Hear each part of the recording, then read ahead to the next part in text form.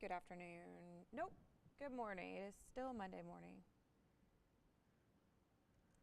All right. I'm going to do an update on what all we can expect today. Starting with this flood watch that is currently out, and then I'll get to our river flood warnings. Let me fix this.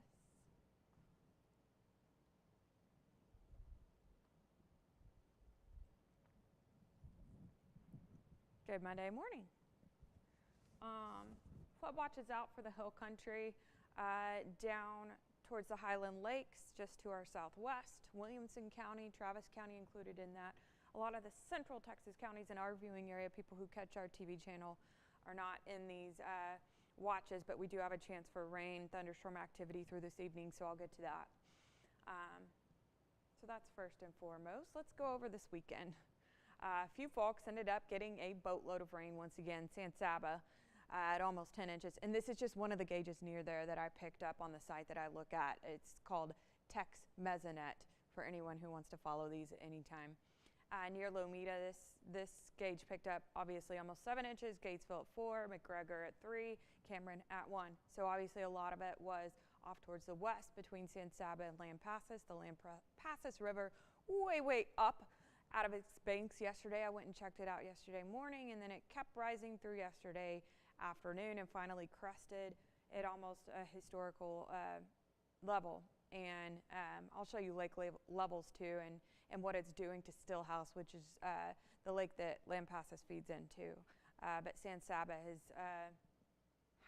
they've had high water rescues and all sorts of stuff going on over the weekend because of how much rain they got on top of what they already had gotten.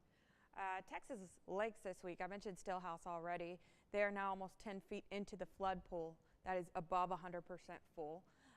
They went up 5 feet over the weekend, a lot of which was yesterday, and it is continuing to rise right now. So daily I'm going to update you on what Stillhouse is doing. So much water feeding in from the Lampasas into that lake. Lake Buchanan. So I'll talk about the Highland Lakes. And when I say Highland Lakes, I mean Buchanan, LBJ, Travis, over there by Marble Falls, Inks Lake, the Texas Hill Country near Austin. And that whole system, it feeds lake into lake into lake into lake. Several of them are constant level, and then a couple of them are not. Now, Buchanan is the first one. The Lampasas, or not the Lampasas, the Llano flows into Buchanan, and it was raging again yesterday. Incredible amounts of rain that fell into that watershed, and so they think that Buchanan this afternoon is going to go from this, where it was at an hour ago when I pulled this, to 100% full. So they have opened 2 of their floodgates and sent all sorts of downstream warnings for people that are camping out or whatever south of there, that waters can be higher, can be rapid, moving because of them opening up these floodgates at Buchanan because it's about to be 100% full. Travis was so low when this all started around the 4th of July. They're still only 75% full. So it's Buchanan, and then it goes down eventually to Travis. And Travis can take more water, and it will. Up 3 feet this weekend alone. Up, I think, probably 25 feet since the 4th of July. Crazy. All right, so let's move on to today. Right now, partly cloudy skies to mostly cloudy skies. Right now, the sun is popping out and clean for the time being. Humidity is up. Winds about 10 miles an hour to the southwest, and 84 degrees is almost noon. Here's our feels like temperatures. Factor in the high humidity that we're seeing, and it feels significantly warmer. 99 Hearn right now, probably sunny, humid there, light winds. 95 Marlin, 86 in Gatesville. 24-hour temperature change. We are running, some of us, up to 10 degrees or even higher above where we were situated yesterday because it was raining in all these spots west of I-35 yesterday and just kept it cooler. East of I-35, they've probably got more cloud cover in place today is why they're lower. Let's get straight to SatRad. So my family's been on the Frio all weekend. And yesterday they were texting me like, do we need to worry about the river? And it was like, no, hadn't rained there, river's low, we were good to go. Nope, it rained there 7 and counting inches and more on the way. And now they're projecting for the Frio out northwest of San Antonio to hit major flood status at 16 feet. And they could be underestimating that considering what I'm seeing on radar exactly where that's at. So this swath of activity is slowly going to pick up, move into the hill country, unfortunately, yes, Kerr County included, and eventually make its way to central Texas. So we do have another chance for scattered activity on radar again today. But things are going to change after today. Flood warning still valid for the Lampasas as well as San Saba watersheds right here. Those rivers up, obviously. You were hearing about that all day yesterday. There's a flood warning until basically the end of today. This flood warning near Gatesville, that may be the Leon River.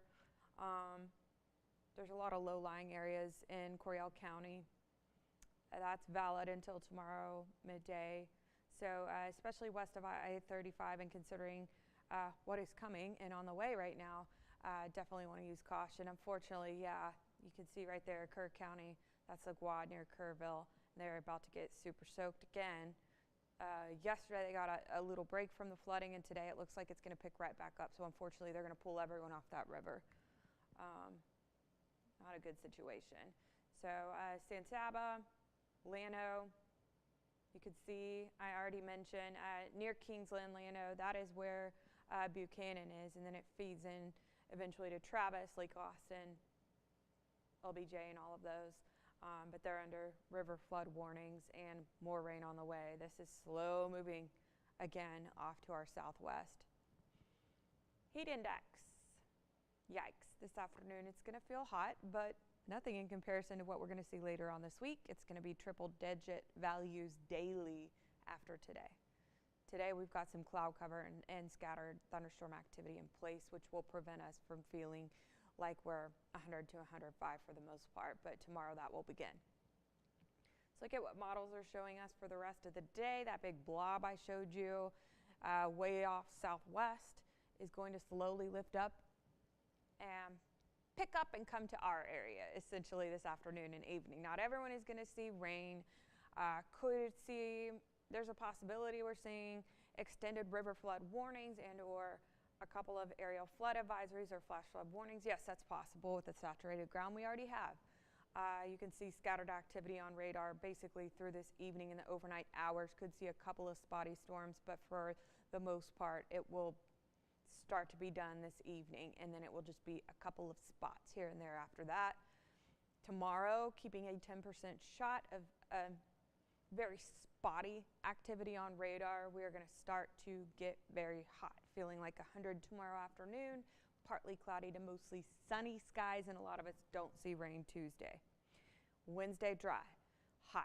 It is going to feel, even though we're going to be sitting around 92 and sunny, southerly winds, humid, it will feel like 100. And this is not the news I want to be giving you, but I do want to go ahead and mention it for the first time because we went from 10% to 20%, and now we're up to 30%, that we have a tropical system developing near Florida and moving west.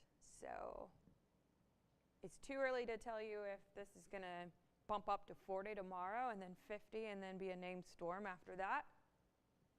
It's too early to tell you if this brings some rainfall to Florida and that's it, or if it goes over here. But we're going to continue to update you on this a couple of times a day considering.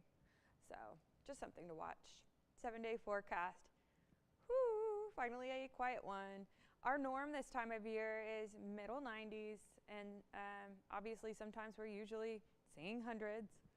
And this is just a couple degrees below the norm, but a dry 7-day forecast. After today, it looks like maybe a spotty storm or two tomorrow on radar. Wouldn't be surprised if we throw some 10s, 20s in the back half of this forecast, but of course we're going to be watching the tropics. We're going to be watching for those rain chances if we need to bump it up to 10, 20%, but right now overall a drying out type of 7-day forecast. It will feel like about 100 each and every afternoon with the sun coming back out. So enjoy this week. I hope that everyone is staying safe. This flooding has been crazy.